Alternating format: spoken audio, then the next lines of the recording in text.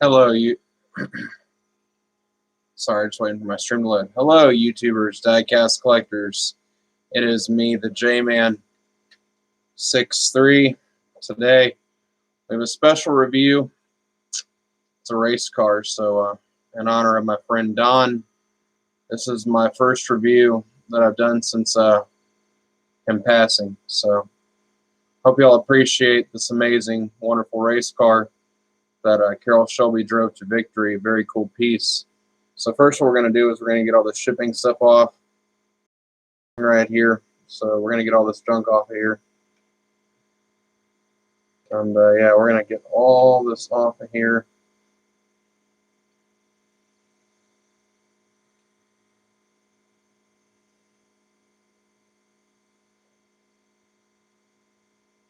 Let's see if I can get it underneath these chrome facets underneath here without breaking one of these bad boys off.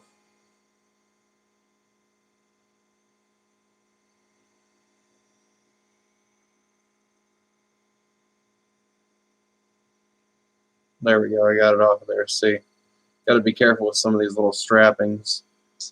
Alright, so outside is pretty nice. Got a nice deep green paint job.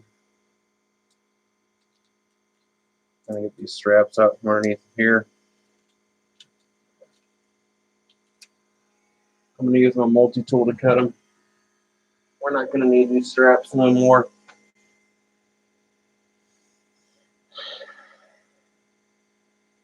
I'm going to use my multi-scissors on them.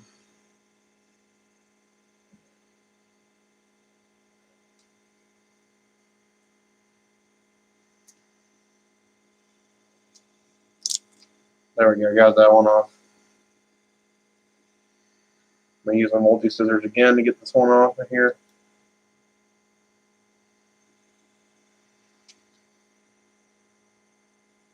Cut it right next to the weld pan.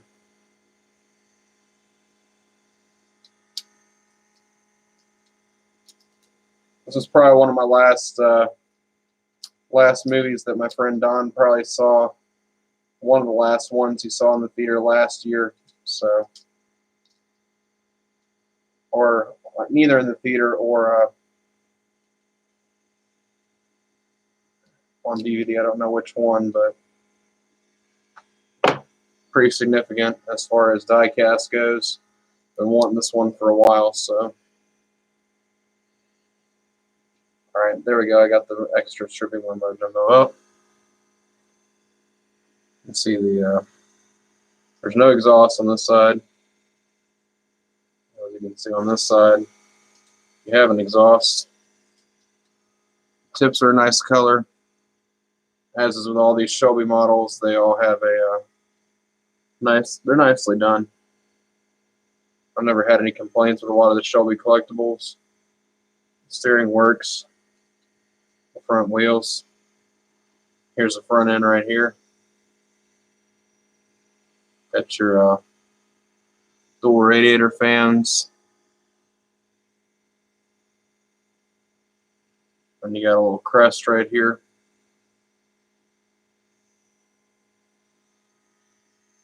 Pretty nice looking front. And you got your headlights without a peg, which looks good. I want to see the money shot, the engine.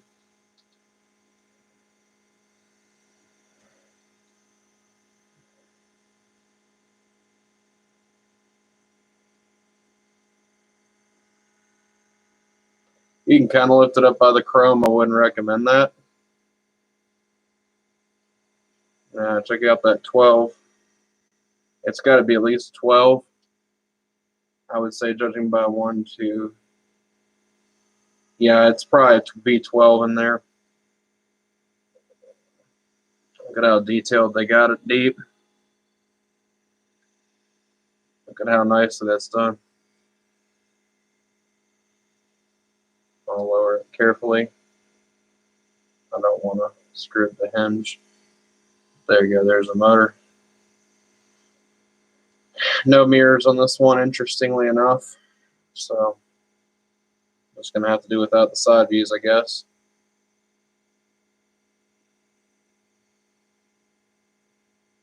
Doors do open. a slight bit.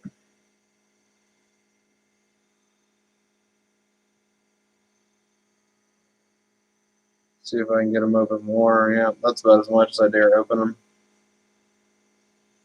You can see the interior door panel. There wasn't much, but at least the detailing's there. And then as everything, all the business end is done in here. If you know a little something about gauges, how they usually go from here to here from left to right. In this car, they go from this way to this way, so from right to left. So let's see if that's all the way accurate. In a lot of the British cars, they do. I'm going to say that is almost accurate. And in here, you can see there's 3 different pedals in the pedal box. And these were true sports cars back in the day. These were truly the greatest of the greats. There's no flocking in this one, but I don't really care about that because it's a race car. Some of even the higher end cars that are race cars don't have flocking on them, so that's not a big issue. Now I got this trunk to open once. See if we can get it to open again. Now you have to be careful when you're opening this trunk because you got 2 little chrome facets right here. Inside the trunk you got your fuel or water, I assume. Now when you open this trunk, there's 2 little facets here, and that's about the only area there really is to open this trunk. So when you're opening it, you have to be very careful. Just a word to the wise there, and you got the nice rear here with the lights. Underneath of here is a pretty basic chassis. Now I can tell you where all the work went in on top. It most definitely did not go in underneath of this thing. But at least they did it. At least it's in here. It's not just a plain plastic piece, but it's okay. My only real complaint is the underside, and usually the undersides of these Shelby collectibles don't lack a whole lot of detail, so I was a little disappointed, but other than that, it's alright. Alright, so it's semi-decent, I will say that, but it's enough to get it by. I wouldn't say this is a mirror display-based model, but it's okay. As far as me, who's more of a high-end collector, I still appreciate, and this is the only real budget dbr1 you're really going to get, that's Aston Martin, so you have to take the hits where you can get them sometimes, unless you go the Exoto route, or whatever you call it, unless you go their route or something. I'll take the few little nitpicky things where I can get them. The underside, definitely. The oil pan's there. I'll say they could have, I don't know where the oil filter is on this, but they could have at least colored in the rear end housing and stuff and done a little weathering underneath here to spruce it up a little bit. I honestly would have appreciated seeing that. Other than that, it's an okay model. There are other models out there for this price point, though, that have nicer all-around detailing, I'll say. But I got this off of Die-Cast Models Wholesale, and it's a relatively well-done example, but still could have a few more things done to it. I have a few nitpicks, but on a scale of 1 to 10, I'd say give this model an 8.5 or a 7.5. I'd say an 8.5 because the engine detailing shines so well and the interior detailing is so nice. The gauges are so nicely done. So I'd say the detailing all around is good. The only thing it really lacks about 2 or 3 or 4 points in is the underside. That's really all that separates this from the higher end stuff. Do I like it? Yes. Will I keep it in my collection? Is it a keeper? Most definitely, because you're not going to find a lot of these budget Shelby collectible models. And Ford versus Ferrari being a great movie and all, if you haven't watched it, I highly recommend going to watch that flick now if you haven't seen it yet. But this is basically where a lot of the Shelby